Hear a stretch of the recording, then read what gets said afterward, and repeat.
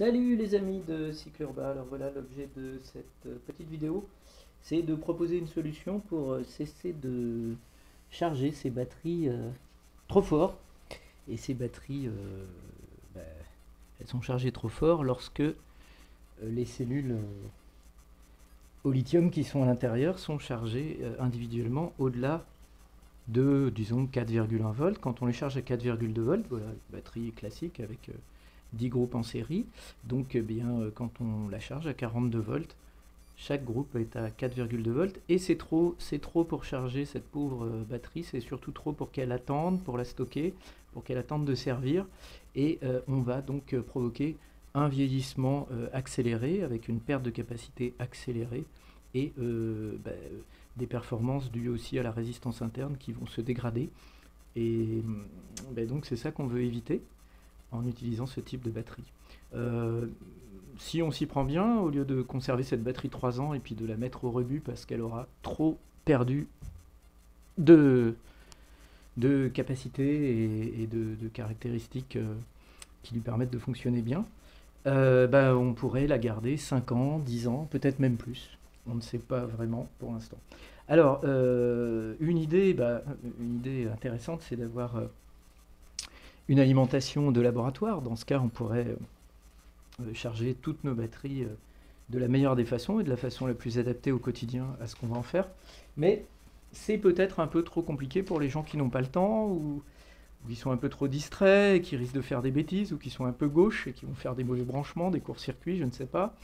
Alors, moi, ce que je propose, c'est une solution un peu plus simple. On va peut-être se fabriquer 2, 3 chargeurs de batterie, hein, on va peut-être conserver son chargeur originel à 42 volts et puis on va se fabriquer un autre qui sera à 41,5 et puis un autre à 41 et puis pourquoi pas un autre à 40 volts, ce qui fait que pour chaque charge on pourra utiliser le chargeur le mieux adapté à ce qu'on va faire après.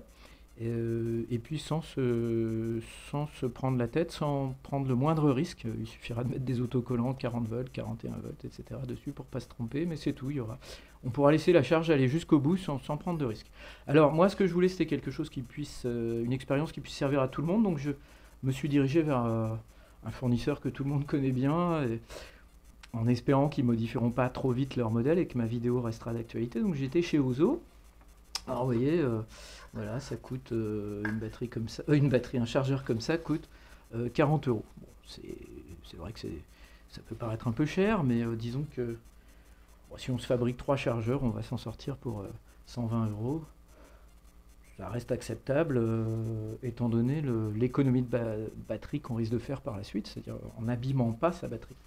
Donc ce chargeur Ozo, il vient d'arriver, là, je viens d'aller le chercher avec le colis. Le boîtier en plastique est relativement facile à ouvrir. Je dis bien relativement parce que malheureusement, une fois on a retiré les 4 tampons qui sont sous le socle, on se retrouve avec ces vis à empreinte triangulaire.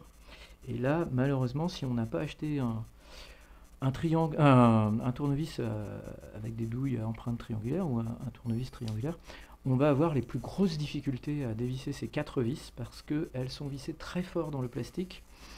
Et il faut vraiment fournir un très gros effort, avoir une très bonne adéquation entre la douille et l'empreinte. Donc si on ne l'a pas, on va souffrir, ça ne va pas fonctionner.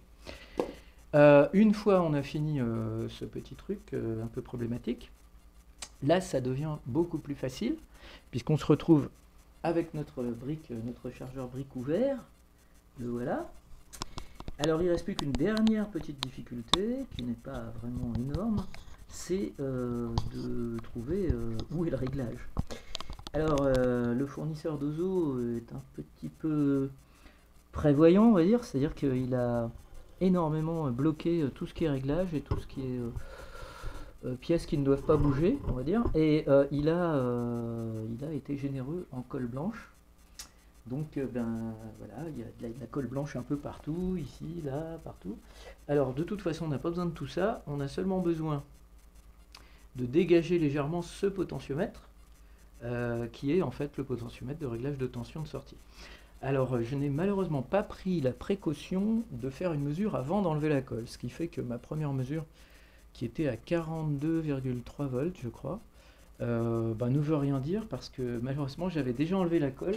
Et bien sûr, en enlevant la colle, j'ai sans doute fait des bêtises, j'ai sans doute bougé le potentiomètre, donc je pense que cette mesure n'est pas valable, c'est-à-dire que je ne sais pas à combien était réellement réglé l'appareil neuf. Mais enfin, je pense qu'on peut faire confiance quand même au fournisseur, je pense que c'était correct, c'était à 42 volts. Donc, une fois c'est fait, et il ne reste plus qu'à agir sur ce petit potentiomètre pour obtenir la tension désirée. Alors moi, ce que j'aimerais, j'ai déjà mon chargeur d'origine, je l'avais déjà descendu à 41,5, c'est pas celui-là, hein, mais je l'avais déjà descendu à 41,5.